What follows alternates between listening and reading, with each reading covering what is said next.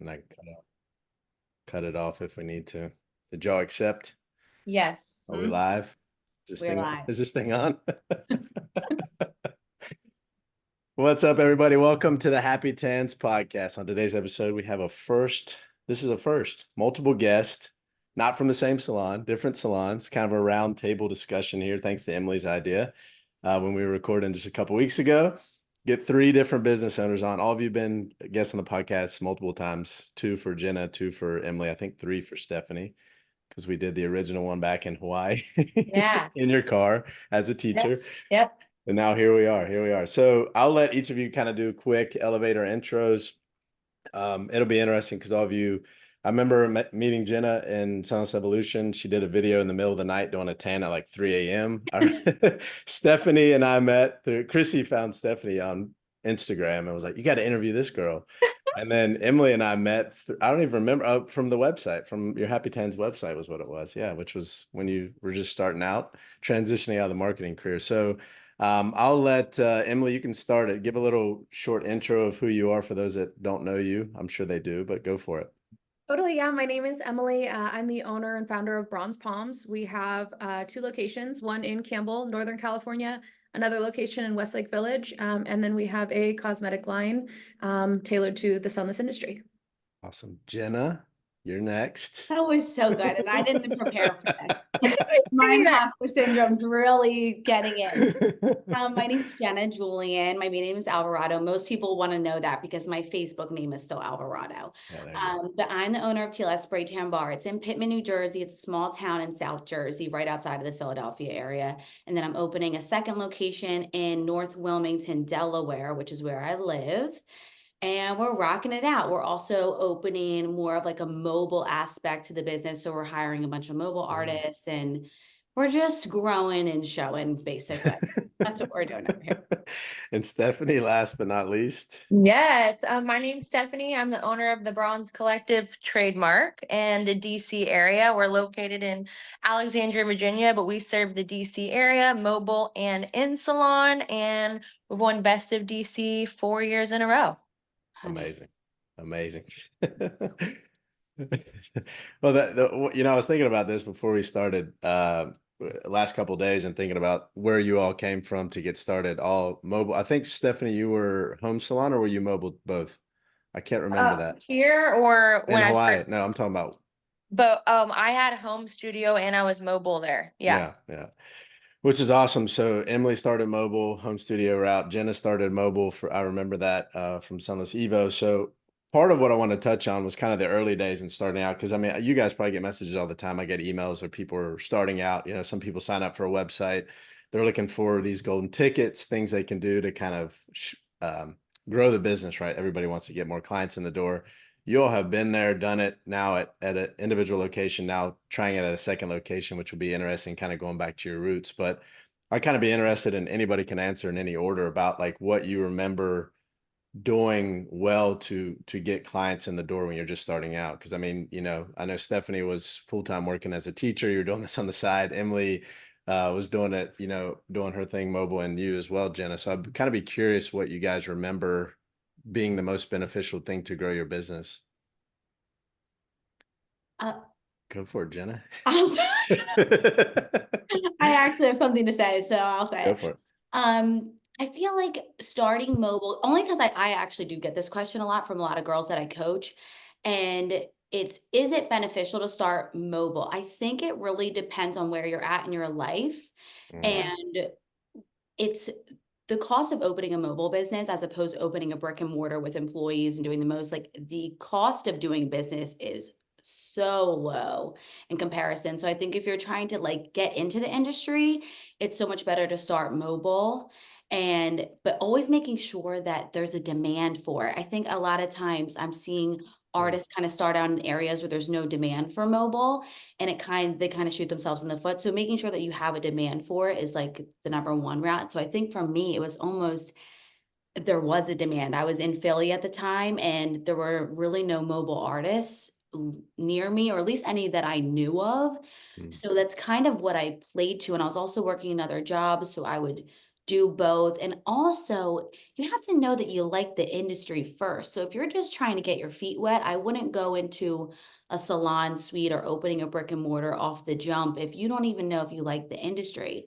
So I would say for me, I just knew there was a demand there. I knew that I really loved the industry, and I had like $500 to my name. So I spent $500 that I had, and I maxed out a credit card to buy equipment and like my first 6 bottles of solution. And I went to work on social media because Instagram was everything and more to me at the time. So I think getting yourself started, you have to put yourself out there. You have to tell people what you're selling, because if they don't know you're selling it, then how are you going to sell it to anybody? Yeah. So it's really just putting yourself out there, which I noticed with Emily and Stephanie, like, because I've known them for years, all 3 of us were like very vocal on social platforms. And that's a huge part of our industry, Yes. because when you're doing something that's very vulnerable with human beings, they want to know who that person is. Yep. So I think stepping outside of your comfort zone and, selling it to people on a social platform is very important. So Mhm. I think all of us kind of did that, but you Yeah. guys. Definitely. And Jenna, you mentioned beforehand, which people should know about, the imposter syndrome, feeling like people don't want to hear from me. They don't, what are they going to think?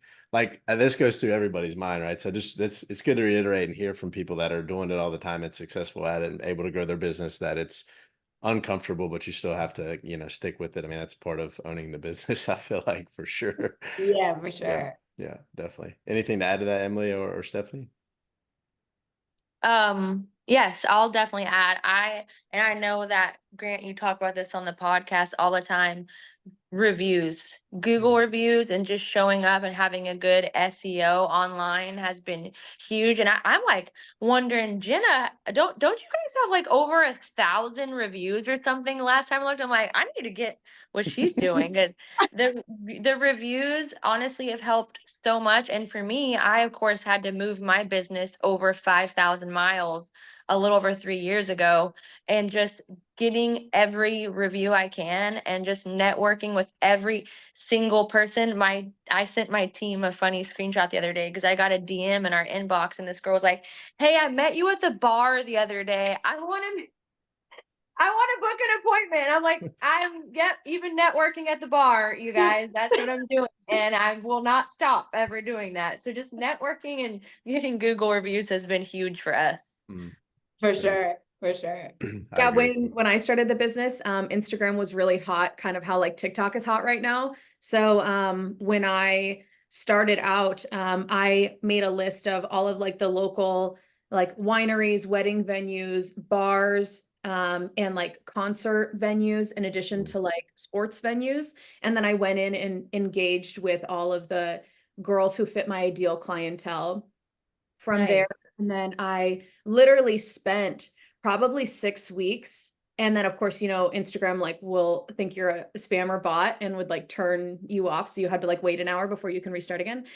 So I probably did that for about 6 weeks, where I was just engaging with these girls. And I probably sent out about 400 DMs a day. And I did that for 6 weeks straight. Not even kidding. Could not joke about that.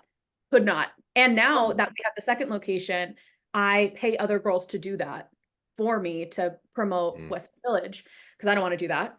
And so like to get it really granular and like action based, like that is what I did to build the business. If I were doing it again now, I would build out on TikTok and just do that same like geotag setup, but then in all of my content speaking about opening a location in Westlake Village, or my favorite places to hang out in Westlake Village, or how I glam up to hang out in Westlake Village, and like using very specific geolocations to get me in front of other people who are In within that area. that area, Mm. specific to the topics that I know they would also align with for my business. I love that. Amazing. Yeah. That's awesome. So yeah, and I think, and maybe you guys get the same feel. Sometimes you get the question from people and you're like, you kind of want to know, like, what are you doing to what are you doing What do you to, do? My yeah. parents ask that all the time. What are we doing? But what are you doing to grow your, like, if somebody's looking for, like, say, come to us, so we have a website with us. Hey, we just started out. Why aren't we getting clients? I'm like, well, your website's like really new. You don't have any traction. There's no reviews. Like, it's not going to reward you for that. So like, Even like Stephanie said, the review thing. I mean, I think people starting out should be more aggressive, even if you give out free tens in exchange for reviews. Like, who Yeah. cares? Because those things just, you know, compound over time and add up. But Yeah. I'm always curious what, you know, people are doing to, because I mean, you hear Emily say 400 DMs a day. It's probably no joke. I mean, she's very calculated, so she was probably there like checking her list as she did it. But it's, you know, it's one of those things where you have to hustle to get it going, especially. And I tell my team all the time, I feel like there's times in business where you're like sprinting because you have to do it, and then it Mhm. kind of slows down, right? And there's times where you're sprinting again. I'm assuming Jenna and Emily open a second location would be a sprint to get it open, and then Yep. hopefully it settles. Yeah. So I'm curious what y'all's thoughts are on that. And Did you want to start or do you want me to start? I will say You that in go. terms of the sprint, I did have a 3-week lead up plan to open our second location. So that part was definitely a sprint. And now it's just like being service-based and doing the weekly things that we do and being consistent with the weekly things that we do, sending out an email every single week, sending out another email to all of our clients who have come in the last week requesting a review, getting those DMs out every single day, like running reports and metrics so that we're not like overspending. And then also like keeping a log of how well we're doing week over week within each location. And then comparing Westlake Village, for example, to our Campbell location, same week, same time that we were open. Like we're on week 8 of Westlake Village. So comparing it to week 8 of Campbell, which was 2.5 years ago. So that I'm not upset and disappointed when I'm looking at Campbell numbers versus Westlake numbers Yeah. in 2 very different stages in business. So that part's been really fun. Being numbers based has like really built my confidence in business, and I think everyone should be numbers based so that you don't get down on yourself. It takes the Yeah. emotion, it takes a lot of the emotion out of it, right? Oh, for sure. You got to run your business like a psychopath. Yeah. Yeah. And that's one thing I love about you. Like, you're so type A with it. Yes. My, Oh my my God. ADHD could never, honey. No. I love it. I think Grant, can you ask me the question one more time though? Yeah, I'm just curious about like the sprint, like the leading up to thing, the Oh, sprint, okay. the like regardless, like if somebody's starting a mobile business first time they've never done it, right? I feel like a lot of people get into it, you know, probably a shiny object type thing. You see this, oh, I can start a business for this much, I'm excited, and then you actually get the equipment, then you actually have to get clients, then you actually have to get uncomfortable, right? So everybody kind of gets in this rut. And I don't know if it's like you might expect so much out of whatever it is. If it's Google because, you know, Stephanie said so, that's great. But like there's these periods where you really have to push hard and really get uncomfortable. Like Emily's gone back to that, like she's reverted back to that now. You're going to be doing the same, like opening the second Yeah. location. You have a springboard, a little bit of a base because you have the clients and all that and the experience, obviously, but you're still starting Starting over. over. Yeah. Yeah, that's like it's really crazy to go into another location. And I opened my first location 5.5 years ago. So, and this new location has been in the works for a year and a half. It's a brand new build. So you know how that goes with brand new builds, everything gets pushed back, pushed back, pushed back. And I've been holding on because I know that this location is really good. And I felt comfortable where I was at in my current salon. So, you know, I do have an income, I make money. And then I also was pregnant all last year, had a baby 5 months ago. So it was almost worked into my favor, was having more time to prepare. But starting over, basically kind of how Emily's saying, where like you're really breaking it down on a more minuscule level where it's more digestible and focusing on the things that matter. And also to Stephanie's point, like making sure the reviews are up and have Grant, you know, redoing the website so that it's just very polished and clean and makes sense. And you want something that looks extremely professional. I feel like when I first started, the best thing that I did was really educate the clients on how to get a spray tan. Like those are the basics. I think we can all relate to the clients that we still have that are like, I have no idea how to get a spray tan, and it's still always going to happen. And I think being really strong in understanding what a spray tan is and how to deliver it and how to educate a client and how to make them feel comfortable and safe with you, I think just starting with that is the best thing you can do in this industry. So like, I know with opening this new location, it's doing that outreach the same way Emily's saying, is like getting on social media, doing the networking. Same thing what Steph just said about being at the bar and stuff. Like, I'll be at restaurants and I will talk to my servers, and like the servers that I like, I'm like, oh my God, you should come get a spray tan with me. Yeah. And just doing things like that in your area of where you're servicing somebody,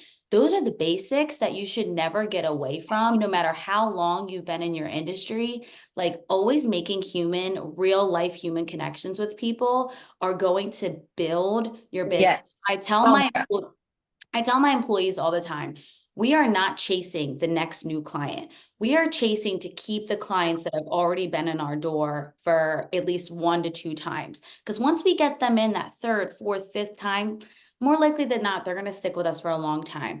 So we don't need to constantly be chasing the next client, really build authentic, real relationships. And that's what I plan, excuse me, plan on doing in my new location, which I just think is always beneficial because that's what worked for me the first time around. So I'm sticking to Mhm. that. That's amazing. Yeah, absolutely. Anything to add to that, Stephanie? No, right. I totally agree with the building like a relationship and all that. That's so huge in our industry, and just being personable. And all three of us are very personable people. So I'll also just always believe in being kind to someone. Like, I actually talked about this on my story the other day. Like, obviously not every client's for you, but there's a nice way you can go about it. Like, in a forum the other day, I saw someone responding to a client about something, and it was just really bad, the approach they took, and I was like, just be building a relationship and just always being kind, and especially because our service is so vulnerable. That has been huge for us too, just building a connection. I always agree, people are so focused on getting new clients, which is great, but the clients that come to you regularly are the ones that send you so many more. Mm, Yeah. So very true. I completely agree. I feel like a lot of the kind of maybe negativity that is sent back to clients when clients don't love the service or don't know how to take care of it or yeah. whatever it might be. As service providers, we always need to be very true to our character and have a lot of integrity, because those end up being screenshotted and sent to all of their friends, and suddenly you lose all these people. But in addition to that, taking a lot of if I've learned anything from the business, it's to remove all of my pride and all of my ego out of the business, because that is what really does limit your growth. I don't need my name on the door in the second location anymore. I'm willing to give away all of the work and all of the the accolades, because I just say it's always my team that's doing all these great things. I might be the one steering the ship, but they're the ones doing a lot of work. And I feel like as a new business owner, it can be really hard to put your pride and your ego aside, not just when you're responding to negativity, but when you're just trying to show your face on social media. You really just have to remove all of that from you and do your best to position yourself as the industry expert. Mm-hmm. Right. Yep. Yeah. And it's okay to say, like, to both of your points, and kind of to my point about imposter syndrome and things like that, and taking your ego away, it's always being honest with a client. Like, to this day, I will have somebody ask me a question like, is this product okay to use? I'm like, let me Google the ingredients really quickly. And then if I'm like, I still don't know, let me ask somebody else who may know. It's okay to say you don't know something. We are not robots. We don't know everything. We have to be adaptable, and with taking the ego out, it helps you learn something every single day. I still learn stuff every single day from a new client or somebody else or somebody in the industry that taught me something I didn't know. And I definitely agree with that, of taking your ego out of it. And I think some people think they need to have an ego to almost put on this front, like, I am the expert, I know everything, and that's why you should go to me. It's like, no, I'm actually somebody that just takes time to learn and read every single day to get better and better and better, to be great for you as the client. So I just love how you said that. I thought that was great. Me Yeah, too. I've always been the mindset that I think people get behind people's stories. So even if you're new and you're starting out, like being open about that on social versus like, I Yeah. know everything. Yes. I've been to one training, like I know it all versus like I'm starting out, I'm excited, I'm learning as we go. People are going to get behind you and want to like support you. And all of you've been through that because you've probably have clients that have been with you since day one and they're still there. That they feel Yep. like they're part of that journey, even though, they pay obviously, but it's they just feel like part of it. And that's, great branding and all that kind of comes into that. And the cohesion makes it, grow your business really. Yeah. I think I'm loving all this. This is really good. I just like had a thought though, like that may somewhat piggyback off of this, Go for it. um, just based off the relationship thing, because I know a lot of people listen to your podcast, Grant, because I hear about it. It's like there are a lot of new people who Mhm. are thinking about this. And I'm only working in the salon like 2 days, mostly just one day a week now. So I only spray tan primarily Thursday nights. And most of my clients know now that I'm back to like pre-book with me. So I really only see my regulars for the most part. And anyway, I'm in the salon, there's like 5 girls all sitting in the lounge and they're all just like acting like they're best friends. And they all know that I just had a baby and we're all talking about being new moms and this and that. And we're just all sitting there having like the most fun, authentic, genuine conversation. There's 4 women in there that all don't know each other, but have been my client for 5 years or 6 or even 7 years.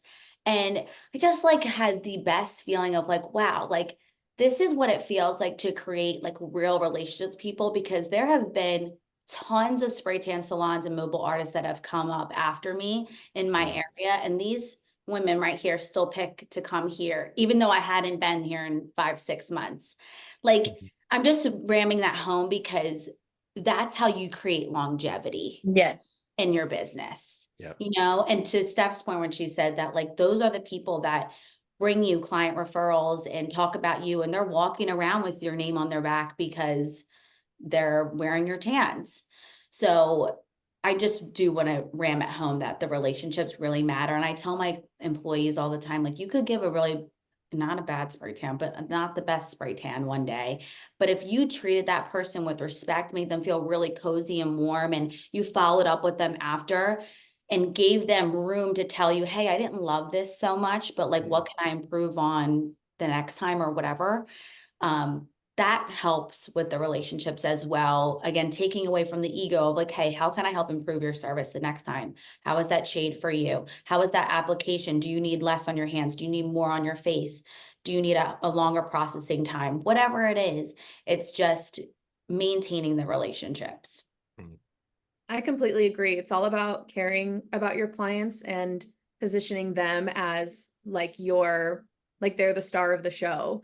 And I know you guys have really built your business off of course, we're always out here trying to grow our new clientele, but really doubling down on your pre-existing clientele is where you get your referrals. You get invited to networking events. It's where you get put into magazines, right? So I would love to hear how you guys um, like honor your regular clients. Do you guys do anything special for them? Do you want to go, Steph? Sure. So actually just last Friday, like I had a super regular client came in and I gave her 50% off her tan. Like that doesn't happen a lot, but someone who's come in, I don't have like a referral program or anything, but like if I have a client who I have seen very regularly and I know that they've sent me people, sometimes I'll do their tan for free. Not often, very, seldomly, but I'll be like, "Hey, I really appreciate you've been a great client with us for a long time. I gave you 50% off your service today." Or sometimes I'll just throw in a little retail package for them. I'll put some lotions or I mean, word of mouth is so huge, especially for us, especially in my area, because people are very workaholics here. People can be a little hard to get to know. I don't want to say uptight, but that's kind of where I'm getting at in this area. Just very hardworking people Yeah. when they work, around the government and stuff like that. So yeah, I always like reward them somehow. It depends how it is, but I try to do my best. I had one client one time who sent me like 20, 30 people alone, and I gave her like a couple of free tans. I was like, I can't even charge you today. Like Yeah. you sent me so many people. Yeah. That is so nice. I see that's where like I love seeing Steph the way that you do things in that aspect because I'm kind of not that I'm the opposite, but I do have a membership program and packages. So, if you want to see us multiple times, you buy a package. So Right. you save 20% in bulk essentially. And then same thing with the memberships. You are a monthly member, your fees on auto pay every single month, and then you can get 15% off all products, retail merch, and then you get 20% off your tans that way. So like, I think that the way that we both do it is a right way to do it. Right. It just depends on the way that you want to run your business. Right. And I think it also has to come down to being financially responsible with that type of stuff. Right. So I reward my clients by saying, hey, you love us so much, you want to be with us all the time. Well, then you can save X amount of money by doing so. Yeah. And I will also throw in, if it's someone's wedding who's been a client for a while, either give them a free tan or give them free products, merch, whatever. But I really try to steer away from that because we reward them with packages and memberships and Totally. in those ways. And I do run a lot of promos and sales and stuff. So that's kind of my way to reward them. Yeah. I love that. But I think like you should reward your clients in whatever way. Just make sure you're doing some way of reward. Right. I totally agree. Yeah. Completely. I know. What I about you, Emily? Yeah, I mean, I love that, like, Steph, you're giving away tans every now and then to people who Yeah. you know are going above and beyond for you. And, the clients who are sending you 20 or 30 people that you know of, that they've told like 50 or 60. Yeah. Right? So that snowball effect is happening. And then Jenna, like when you already have these pre-existing like promos for clients to get in on, that just means like they're able to get in at like a reduced rate for the same elevated experience, which is incredible. We do kind of a blend of both. I would say that our biggest, just to add on to what you guys are already saying, so I'm not repetitive, the one thing that we implemented back in January was if you tan with us within the next 30 days and you pre-book at checkout for that tan, then in the next 30 days, that next tan is 25% off. Yeah. So the reason that is financially responsible is because it's not actually 25% off every single time. What it is 25% off their next tan. Today's tan is full price. 25% off their next tan really just means it's like 12.5% off both tans if you want to like equalize it out. You know what I mean? Yeah. Yeah. Not love that. a quarter Yeah. of a tan. It's really just 12.5%, which is within our budget. And I know that because when I do our like our profit and loss sheets at the end of every single month, I know what our margin is and we can afford that like 12.5%. Yeah. And it also means that our customer lifetime value, we're seeing clients 3 times a year. That's what our numbers are saying. And if we can, like, we've effectively tripled that since implementing this. And if that means that I have to give 12.5% away, that is just worth it. Mhm. Absolutely. But how do you track that? How do you Which- track like their next tan is 12 or 25% off? How do you track that?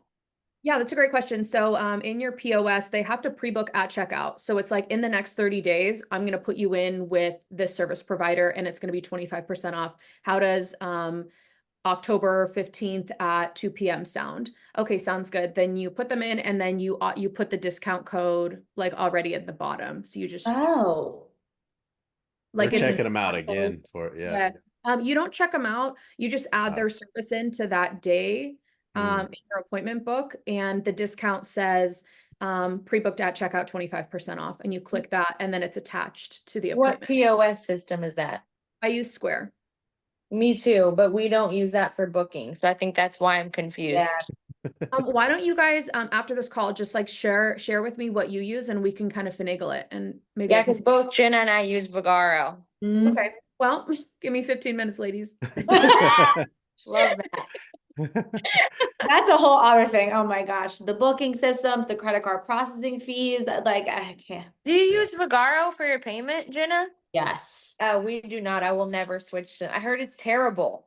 I paid $20,000 last year in credit card processing fees. I think I probably did with Square alone, but I mean like the Vigaro, like the payment thing is always broken. Like people are always complaining that they can't like pay Oh, people check out. out. Yeah. Sign Yeah. in, check So out. I just use Square.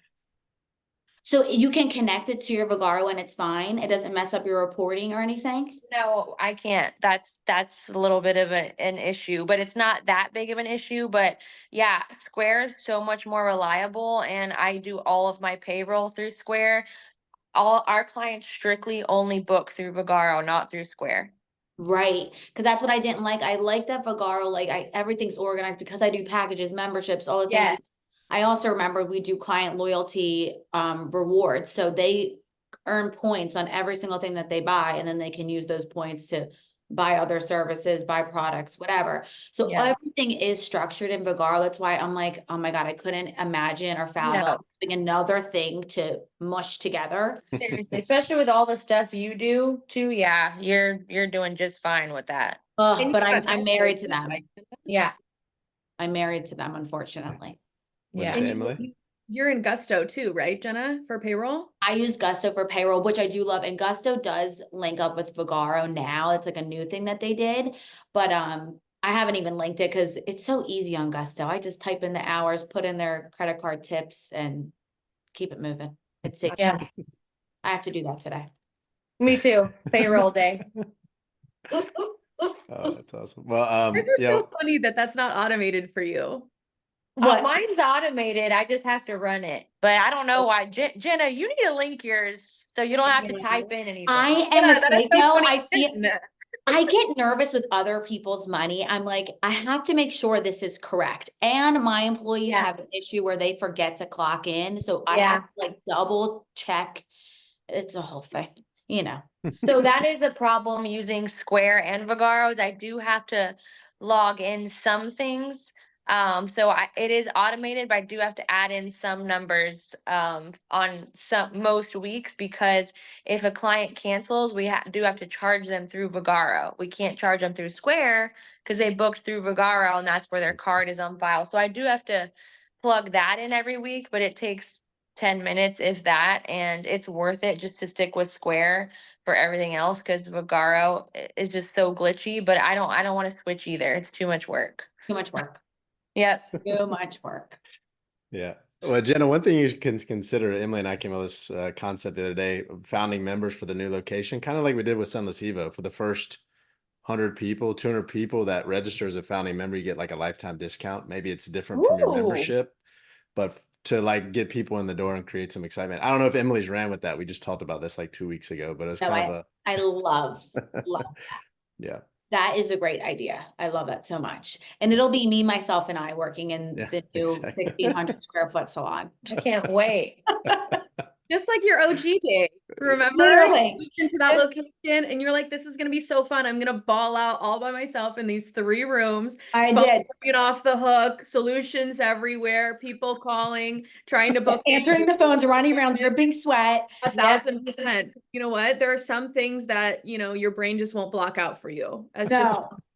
a word. I think that's another thing people need to know is like, it's not that it can't be glamorous. Like there's definitely so many perks to what we do, but we've also all built these businesses to this point. But like me, even just now, I'm 7 years into this. I'm opening a new location. Like I'm going to open it with me, my manager, who's going to split her time between my current location and this location. And then I'm going to hire one other person. But I plan on doing the majority of the spray tans to get it started because I don't want to mess with my cash flow. Like I want to make, and I know no matter how great your employees are, nobody's going to do it better than you. No. So I want to be there. Not necessarily to micromanage. I just want to learn how to run this new location. I want to see what the clientele is like here. I want to see what they, relate to and, what are they liking the most and whatever. I want to be able to be in there, giving the experience the way that I want it to be done and lead by example and then go from there. And everyone's like, what's your plan? Like, when are you going to start hiring more people? I said, we're going to go with the flow and see what happens. Yes. Can't think that far ahead. I'm going to take the train and I'm going to come see your new location when you open it. Please come. I'll be You so know how many Jersey people we have come in? I'm like, do you know we're Pittman, New Jersey? Every time. They're like, do you have a Jersey place? I'm like, well, do you know where Pittman is? Every single person says no. I'm like, well, No. I know a spray tan place in Pittman, but if you don't know where it is, Pittman is so little, like nobody's ever heard of it, but it's no, next to all literally these big towns. every Jersey person that comes in, I'm like, well, I can't help you then. No, nobody's ever heard of it. It's so funny. It's So hilarious. funny. But I love you for that. Jenna, to your point about working in the salon, I was just talking about this with Grant during our podcast a couple weeks ago. And he made a good point. He's like, well, when people flip homes, they'll live in the home for a couple years and wait for it to build equity before they get out from under it and sell it. What you're doing is really similar. You're working within the business, so you're not having to pay out all of this payroll, but also so you can do a little bit of like investigative journalism on what Yeah. the vibe of the salon is actually like, what people are looking for, the issues that they're coming to the table with. Like, although you're creating essentially a duplicate business, the way it's going to run is likely going to have many differences. So you working inside of it is not only going to be like help you like thoughtfully build content and connect with your clients more, but it's also so much more financially, monetarily responsible to do it that way, because you're not going to have the demand like you do at your pre-existing location to Yes. start. And this one is like way more expensive than my first one. And I'm just going to be very transparent because I love when people are on podcasts and are honest. Like, I'm taking a home equity loan out on my house to like build this salon, like nice as shit. Because I'm like, if I am a 100 or nothing, and Yeah. if I'm building this here, nobody's going to be able to copy me, because you're not No. going to be able to get on my level, because I've invested the time and the money and all the things. Like, I'm doing it right, because my first location, it was my first one, and I literally bootstrapped all my money. Like, I didn't even take out a loan. So I did it very, not cheap, but like for what I could afford at the time. Right. A small town that had a really old building with a slumlord. He's still my slumlord. Ugh, I cannot. But I didn't have the bones to be able to build it the way that I wanted to, whereas this location has brand new. I'm starting from scratch. I have a full architect. I have an attorney. I have an interior designer. I'm doing Yes. everything correctly, and I'm investing the money into it. But it's like, oh, I'm taking a home equity loan out of my house. I better be in there every single day making this money back, because You that's will. the way to do it. Yes. That's what I think. I'm seriously taking the train to come see it. I wasn't joking. No, I will kiss you 2 right hour train ride, I'll be there. I'll pick you Jen- up at the station. It's only 10 minutes away. Yes. Jenna, Love do you have it. plans for a grand opening? Or when is it supposed to open? So I'm supposed to be getting the keys like the first week or two of November. That's when the build's done. I mean, it's almost done now. It looks really great. And then we have 90 days to do our build out. So that's right now, like, we're working on is finishing the architectural designs and then getting the final quote from the contractor. And then they'll pull the permits. And then hopefully once that's all done, they can get in on day one and we can start rocking out from there. And then in the meantime, I'll be training one other person. But on the back end of it is I'm actually bringing in business partners who approached me to open up another location. So I'm actually training them right now, and they're my main priority, because like they're like an investment to me, because we're going to be like doing this together in another location. So there's a lot of things going on over here. You're a Yeah. boss. Is this 3 locations now? Is that what you're talking about? What are you Yes, talking? it's going to be a potentially another. We did find that third location, and then we decided to like take a pause because there was so much going on with my Delaware location. And I was like, I'm not going to have time to train you guys and do everything. So they're actually going to work at my current salon, which is great, because then they can learn everything. And I'm like, what if you guys don't like it? Why don't you see if you like it first? Because that's the other thing I will say is like, how we're all talking about this, like being in on the ground floor, and I'm going to be working at my new location all the time. Like, I love to spray tan, and I love working in the salon. Like, I really do love it. So you really have to know that you like something to make it last a long time. Yeah. So, or just create a really good exit plan and hire a good attorney, whatever you want to do. There you go. Just know you got to work hard for a few years. Yeah. As Emily so well put it, eat glass for a while. Yes. Emily is my numbers girly. I think she can look at all my numbers. Dude, I'm sending her my numbers. Oh, that's hilarious. Well, we had somebody ask a question about competition. I'm sure. Well, Jenna, you said you don't have much where you are, but I'm sure there's still In the competition. new one. Yeah, the The new one. the current one is bad. I've acquired a lot of competition. Also, Yeah. people I've personally trained Mm-hmm. and coached, which, you know, that's the name of the game. Sure. It happened. So that's another thing I will say, kind of what I said at the beginning is you want to plant yourself in an area where there's going to be demand for it. And obviously if there's competition already there, then you know there's Exactly. you primarily know there's a demand. Mm-hmm. But my area is getting extremely saturated right now, currently where I'm at. So I know I either got to level up or move that location a little bit somewhere else, which is something that I'm looking into doing. But I don't personally care about competition at all. I personally would rather collaborate, but a lot of people don't feel that way. No. So again, to be transparent, is a lot of people I've tried to collaborate with that are also artists in my area. I have a few that I love, like Brielle from Deity. She's in Yeah. Philly. Yes. Like, artist. I fucking love Brielle. She's probably gonna listen to this because I know she listens to a lot of Happy Sands. But she's someone that like I stay in touch with. Like I refer clients to her, things like that. Like she's just a good person, and that's who I like to rock with. But as far as like other people that I've tried that are very close to me, they just, I don't want to say they're not good people. It's just they, I don't know, maybe feel intimidated and don't want to collaborate or whatever it is. They're just bad vibes. So I mute and scoot. So mute and scoot means you don't unfollow anybody. You just mute them. You mind Yeah. your business and you keep doing what you're doing and saying Yeah. your own. So I don't look at what other people do in my area. I just stay with what I'm doing. Very well put. Anything to add to that? As I know both of you have competition as well. I would say the same. I have always been really, really good at collaborating, but that's fallen off in this past year, for similar reasons, I would say. But I'm the type of person, I'm like, I don't even care what you're doing. We're crushing it.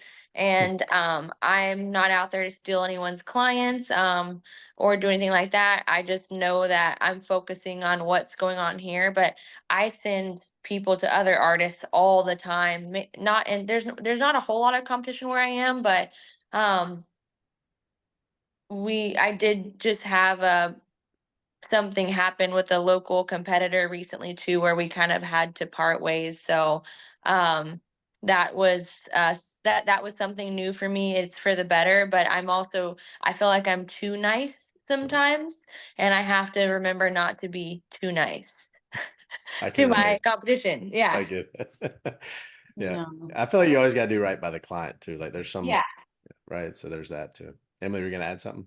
Yeah, in terms of competition, I would say like I feel very confident about where like BP is positioned in not just the industry, but inside both of our locations. So I have made it and my team has made it so we're actually impossible to compete with.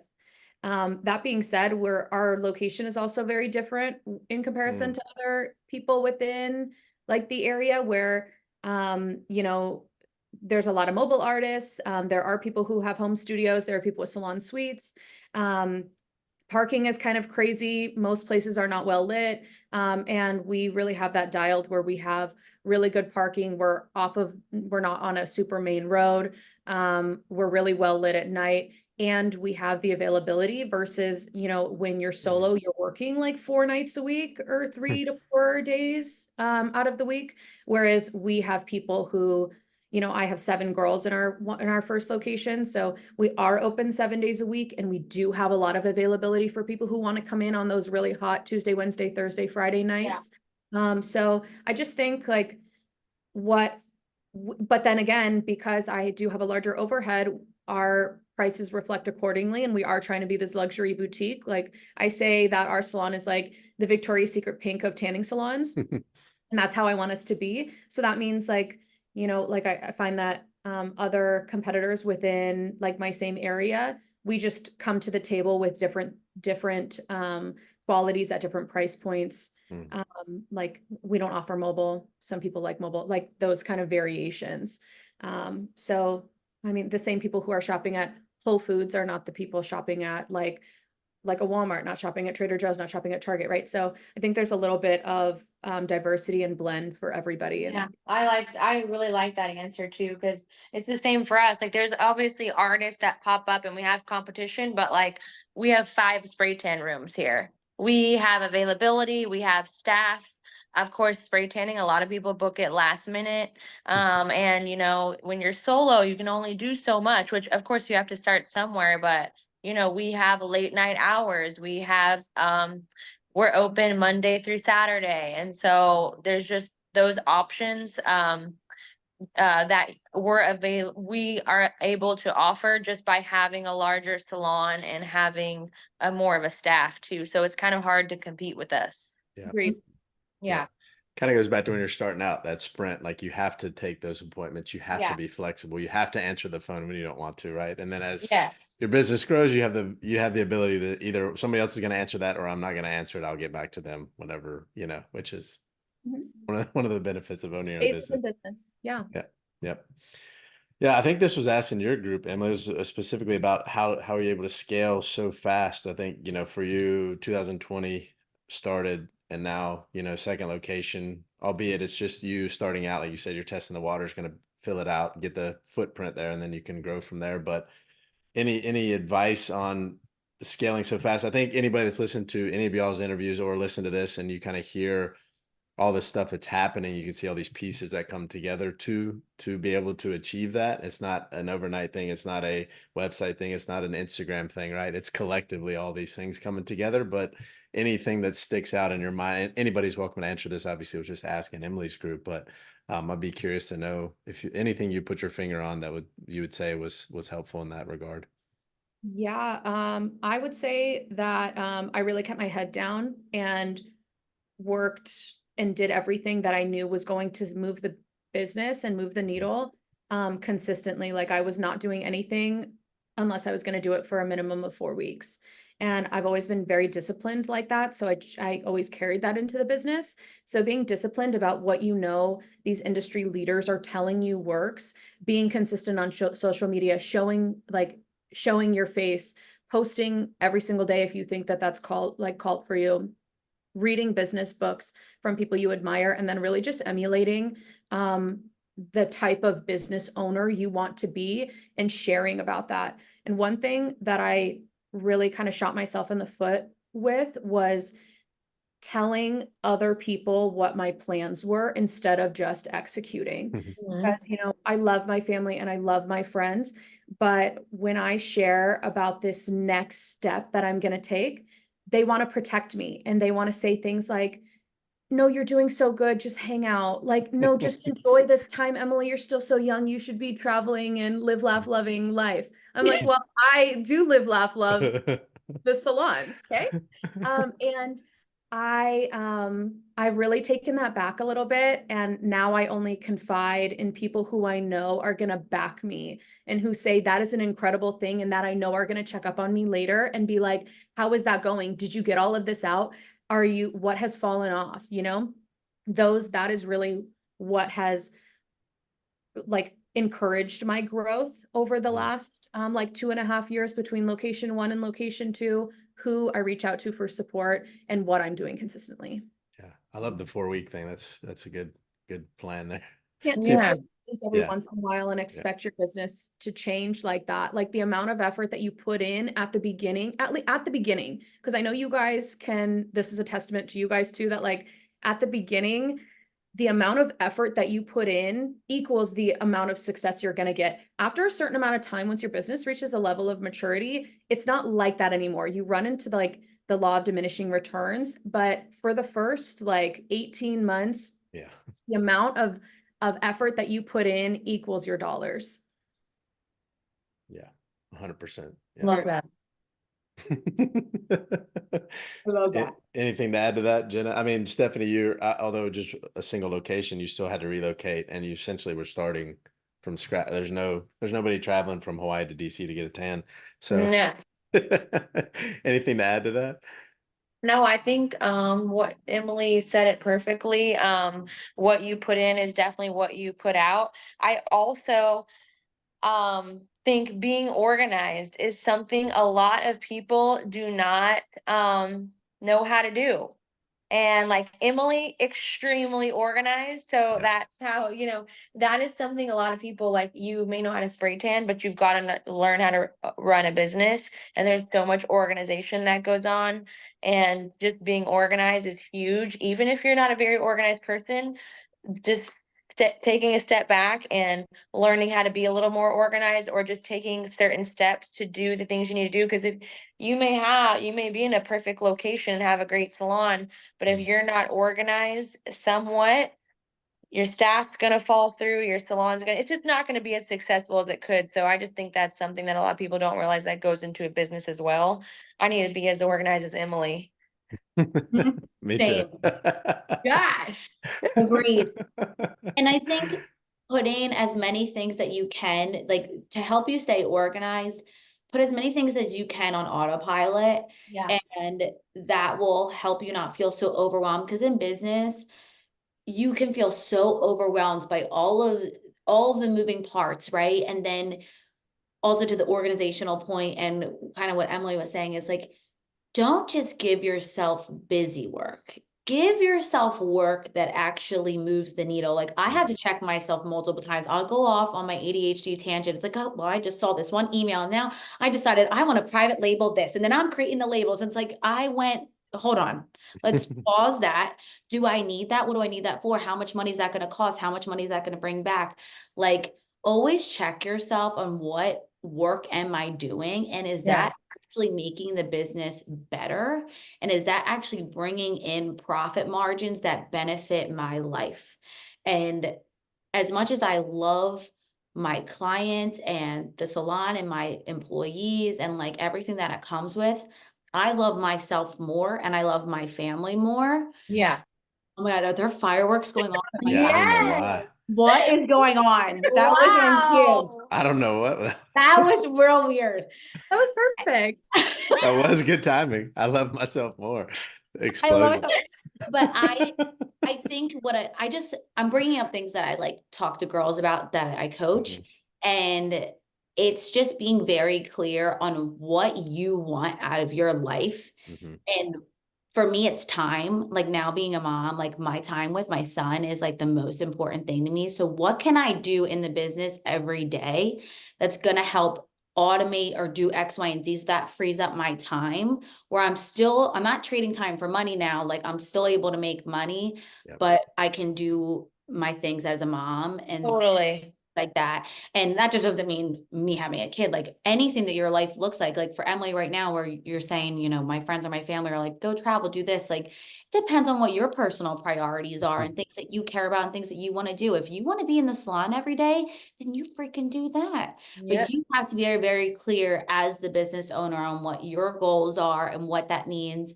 And I was talking to Brie Lopez the other day. She's the owner of the Bronze Bungalow. It's in Arizona. And we were just talking, she was like, I just feel like a lot of times people are always talking about the money, or like someone's promoting, oh, this is how you're going to make a 6-figure business. What are your goals? Like how much money means the most to you? And Yes. what does that look like for your life? Because it doesn't matter what other people's goals are, how much money they make in their particular business. As long as you're profitable and that amount of money is good enough for you, and that frees up your time to do whatever things that make you happy, like whatever that is, be very clear on. Yep. And then every day put in your calendar, what are the things I need to do today, and block off the exact amount of time you need to work on it that day to get moving. No, And I so agree. I love that. I seriously love that so much. Yeah. That is It's so good. true, because that's like something I've been going through like the past year too, because I work so hard to build this. I moved to clientele. I had not a single clientele. I built it. I gained a lot of weight in the process. Now I lost the weight and Honey, I'm you look incredible. Incredible. You're just, wow. You're gonna be my wallpaper. Thanks. So yeah, and just like kind of realizing like what truly makes you happy. Like I don't need to be making a bukus of money. I would love that, but I also protecting your peace is so important. I was Mhm. talking about this on Instagram the other day about how if you have like an angry client, because people ask me that a lot, and I feel like I deal really well with conflict and stuff. And at some point, the client may not even be for you, and protecting your peace is so much more important than just having a client come in getting a $70-$80 tan, but they make your day miserable. Like I'm gonna protect my 1000%. peace. Yeah. Yeah. 1000%. Yeah, Yep. it's I very true. agree. It's very true. Go ahead, And Emily. then, and not to mention, like, especially once you start to take on staff, I start treating myself like staff. Like if I would hate for my staff to be reading the notes on a client and be like, oh wow, this person is going to be a piece of work, right? But then I allow that for myself. How disrespectful, you know? Yeah. So now, like, if we get clients that are consistently troublesome and difficult and like we just cannot make happy, we take them off of our marketing, we take them off of our text messages, Yeah. so they don't receive communication from us. And then we also include that in the notes. And this is after conversations where we refer them out to different salons too. So this isn't just like we're like ghosting these people. It's not like Yeah. that. But protecting your peace is really important. And I'm gonna be honest, I was never more miserable in my business than when I hit that monetary goal that I thought, oh, I'm gonna be so fulfilled and so stoked on life once I hit this Yeah. number. I hit that number, I looked around, I was like, I hate how I feel. I hate how much I'm working. Like, Yeah. I'm not enjoying this. And then I started to give away the work. Like, I started to promote staff. We built out an org chart. Everyone has like more responsibilities that take the weight off of Mhm. me. And monetarily, like, we've done exceptional since then. So it's amazing how, like, when you step back from like having that goal, that and you help other people achieve their goals and earn more and live like an equally fulfilling professional career, that just seems to be like a precursor of wanting to help people Mhm. versus that being like what you're chasing. Yeah. Exactly. I love that. Yeah. Jim Rohn has that quote about helping everybody else get what they want. You can have what you want, essentially, for lack of a Yeah. better word. So very true. Very true. So on the topic of staff, there's a bunch of questions about that. Hiring the team, the chemistry. I'm sure all of you have stories, challenges. Just more from a basic standpoint. Let's say your first employee. Are you looking internally, friends? Are you looking at clients? Are you putting out an ad? I mean, everybody probably has a different answer too. There's no right or wrong, obviously, as we've learned, but more or less curious how you all go about that. Huh.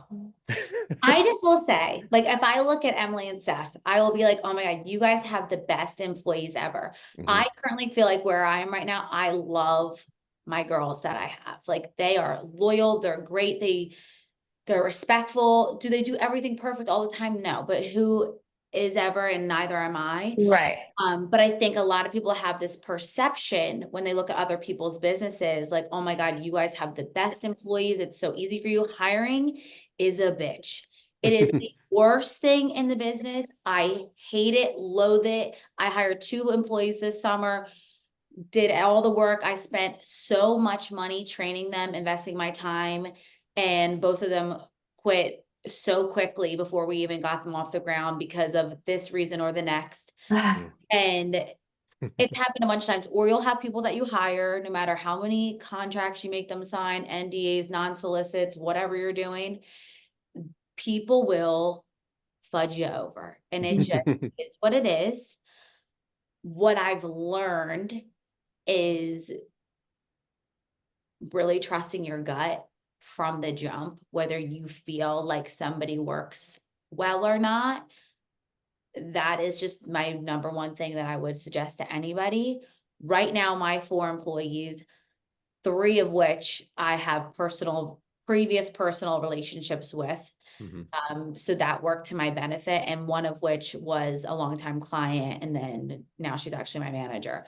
But I've had other people that I thought were amazing, and they served as great employees for 1, 2, 3 years, and then they have to move on and do their own thing. Mhm. I just think with hiring, be very clear on your expectations on what's expected of them. Everything. I had an employee quit. She said she felt like she was a janitor because there was too much cleaning. It's like, well, it's a skin salon. But it's just very, but again, like I learned from that, like maybe I was not completely clear on how much cleaning is required here and how much you do and how much you sweat. And, there isn't time to get a lunch break after 5 hours because you're fully booked. X, Y, whatever it is, just be very clear to the people that you're Yeah. hiring on what's expected of them. Trust your gut when you're doing these interviews, and be very intentional with your interview times and how you want to go about the hiring process. Don't just hire the first person that wants to work for you, because I know Yeah. you kind of feel like, oh, they like us, they want to work here. Like, let me hire them, because it's really hard to find good people. But be very intentional, have a plan, and make that interview process an actual process. Like, treat it like a real business, and don't hire the first person that sounds like they're a good idea. Yeah, I love that. And treat your employees. I've treated every employee like family, and I always will, even though I get burned. I treat them with respect. I always do check-ins and make sure that, like, how's your schedule? What's going on with you personally?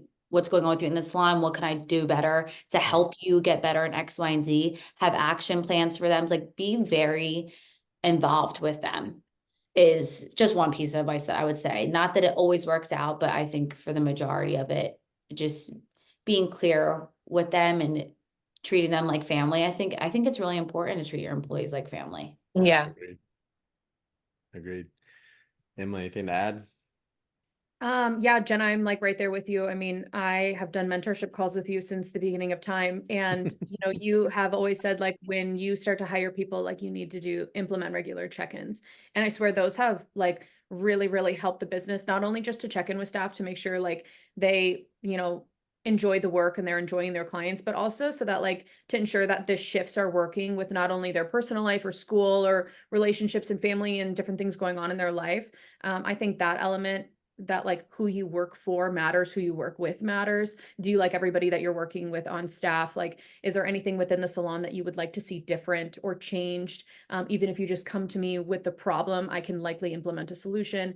And then is there anything that you think would be fun that we could add to the salon so that you're not like the only visionary within your business, because that can be quite mentally draining. In terms of hiring, we have a two-step interview process that has been a game changer for us. The first one is really logistics based. Once we get all of these like we get our Google applications in, and we post them across Facebook, email, we text our VIPs, and then we post it on Instagram.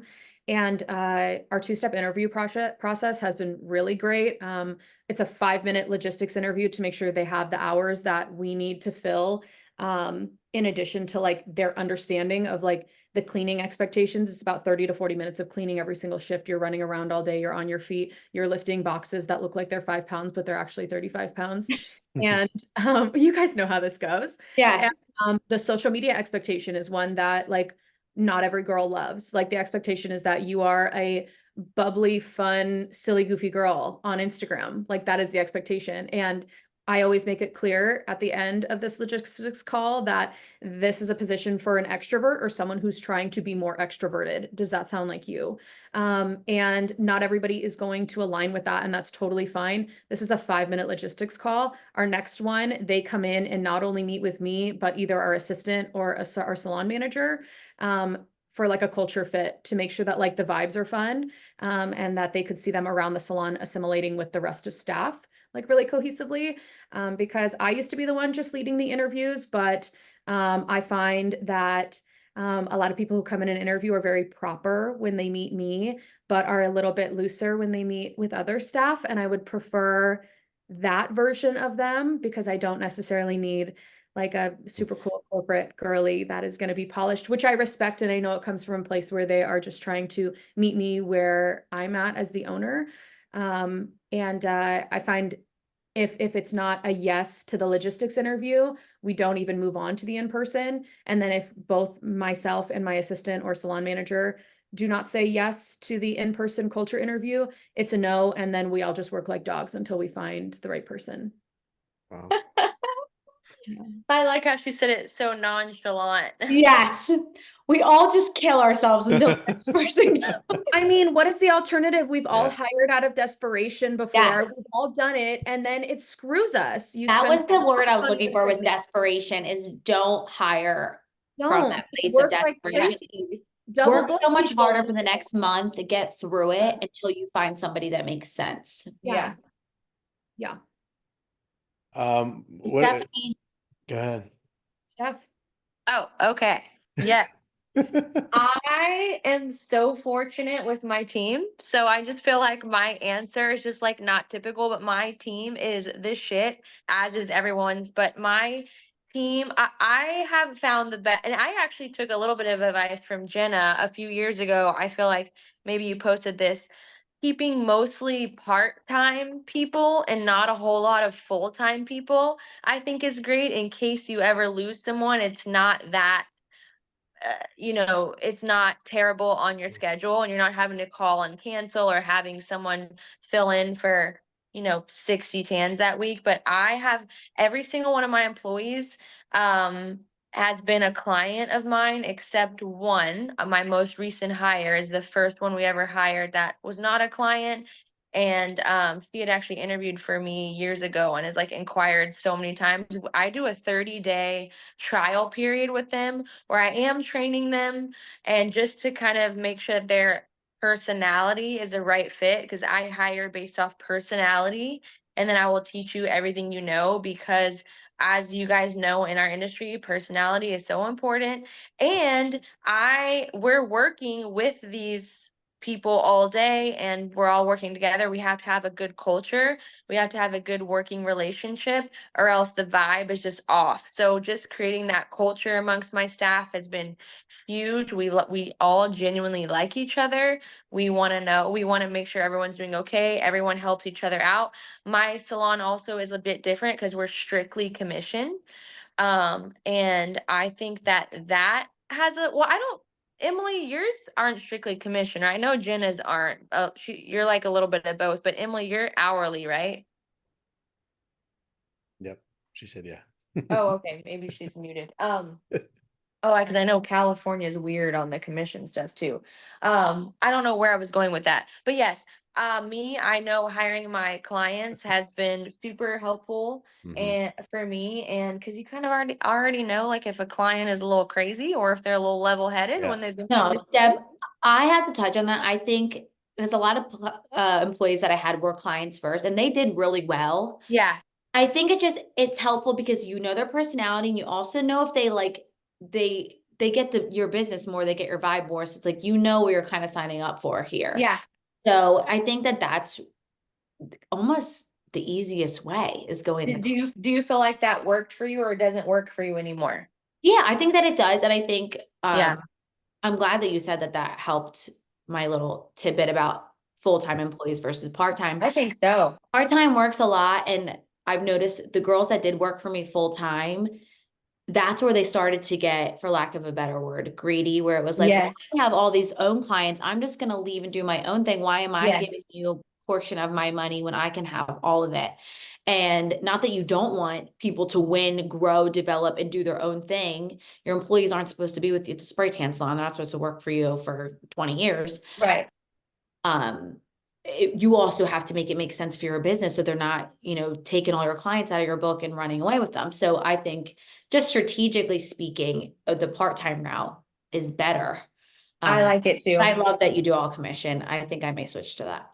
I love it. My employees love it. I also do pay them a lot more because they make more doing that, but it truly makes them happier. And I am always telling them, I'm like, I don't need to drive a brand new Range Rover. I'd love to one day, but like I am happy having a peace of mind and a good staff to where I can take a step back, kind of like you're doing right now as a mom, just like not having to be there all the time and just appreciating a good team that I know is going to be honest and work hard, and they appreciate me for what I do as well. But yeah, we are strictly commission, and I feel like I only know like maybe one other spray tan artist that does strictly commission. I think everyone else is mostly hourly, or like hourly and a smaller commission. If I could go back, I would have probably changed my commission structure a little bit. But I mean, and my employees have been with me. I've only had one quit because she moved away, and I've only had to fire one. Everyone else has been with me this whole time. Amazing. So I know, eventually, yeah, but it's the same. Like, people will leave, people will move, people will move on to something else. But I think the part-time thing works great because they have another job. Mine's just supplemental. And they come in, they show up, they're fully booked, they make great money, and then they don't have to do any of the back end work, and they don't want to do any of that. Yep. Yes. And that's I think that's a question I get all the time with coaching is like, how do you pay people? And I've never done this straight commission route. And there are a couple things. So like that's where you really want to be clear on where you want to get your money from, because to your point, Steph, you don't run packages or you do have a membership, do you? I do, but Yeah. they're super limited. Like, we only Right. let like 20 people on it. So yes, but Right. not a So lot. it's kind of hard if you're paying people straight on commission. If you have discounted packages and memberships, that's where the waters start to get muddy. And then you actually start to lose out on profits as the owner. Because if they're already discounted, then where are you giving your employees commission based off of? Yeah. So it's like you have to really, your whole business structure is going to run based off of how you pay your employees. Totally. So- Yeah, we had to restructure our memberships like 2 years ago when I opened this location for that reason alone. And the way we restructured them made a lot more sense for our commission salon, but it wouldn't make more sense for other salons probably. But that was an issue too. And with packages and stuff too, because even I do run promos sometimes. And when I do, my employees and it's not a lot, but if we were running a lot, it would make it harder being commissioned. But when we do, they know that we're still getting someone in the door that maybe we wouldn't have got in the door. Yes, their commission is a little lower, but we still got someone in the door in that spot. Now, I will say strictly commission only really works well if you are a high volume salon like we are. Someone who's like newly starting out or something probably wouldn't work as well for them, because you want to make sure your employees are booked. So for me, it works well. Even in slow season, they're still making great, decent money. But it wouldn't work for everybody. I'll say that. Right. For sure. Yeah. Very good point. Well, considering Jenna's got to go in a few minutes. Yeah. We have to take a selfie of all of us before she leaves. Oh, we do. I'll figure that out here in a minute. But before we go, I would like for each of you can go and share ways to reach out if people have questions for each of you individually. We'll post all that stuff, and then if there's any parting piece of guidance for anybody in this industry, whatever you want to share, if you have something. If not, just leave your info for them. And then Emily, you want to start it? Sure thing. Yeah, if you want to contact me, just reach out at bronzepalms@gmail.com. Or you can reach out on my personal at Bucket Hat Barbie. Love it. I love it. Okay. It's a personality thing. Parting piece of advice. I would say it's really important to decide the difference between like what is easy and the difference between what is new and what is challenging. A lot of the things when you're in business, you start out, I do new things every single day. When you are deciding like what is new, as in like you've never done it before, and what is actually hard or difficult to accomplish, has been like a really big change for me. I've noticed that there's really nothing that's hard or bigger than me or more or really, really challenging for me to accomplish.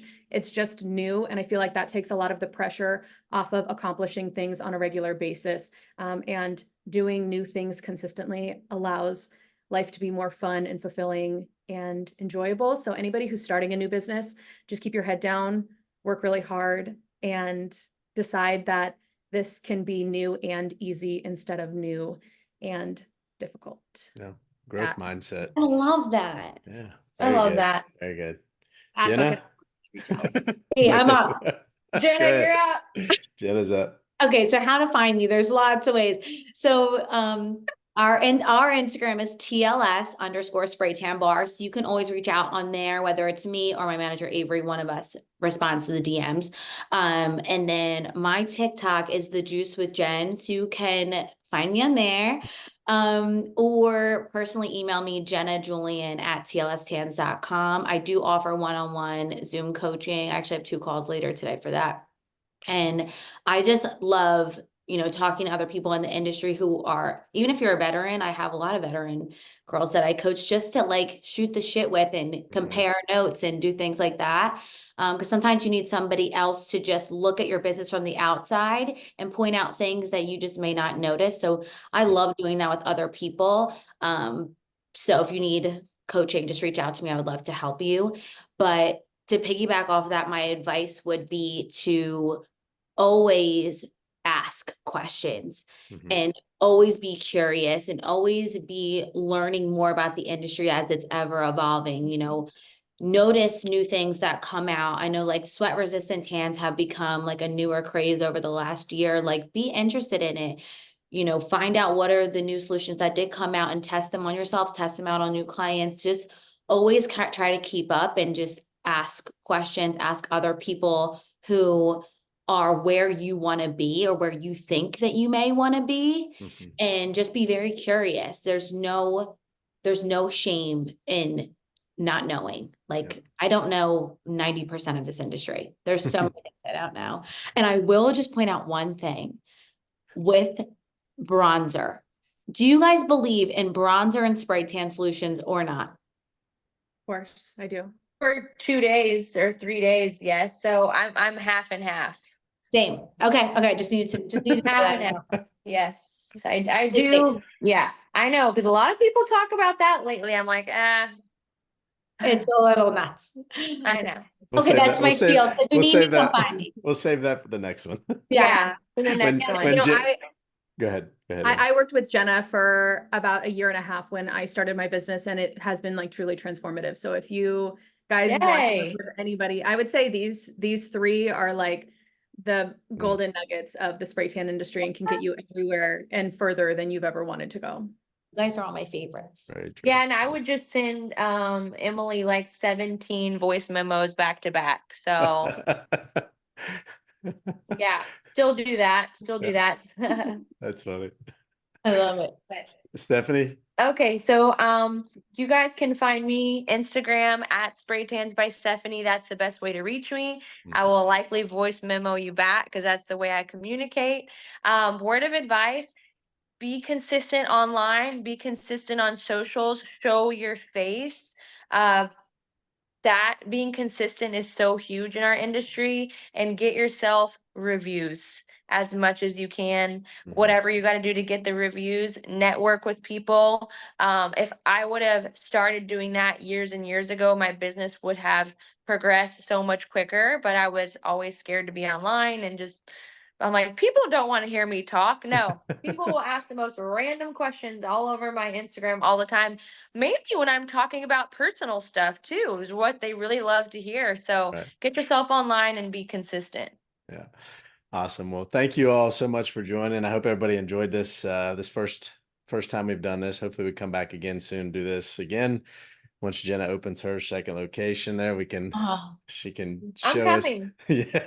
Guys, please just come and give me a hug because the belly ache I feel, it's really not well. Jenna, you can put me to work. I was just about to say that. I'll come tan for you. Oh, there you go. Weekend. I'll cry. Opening weekend, you get these 2 in there. Come on. Yeah, you guys can be my celebrity guest. Founding members. Yes. Yeah. Gotta get them in there. Love it. I'm going to the East Coast. I'll meet you there. I'll sleep come over my some house. contours. I'll contour the shit out of people over there. Honey, yes. I love this so much. It's so fun. Me too.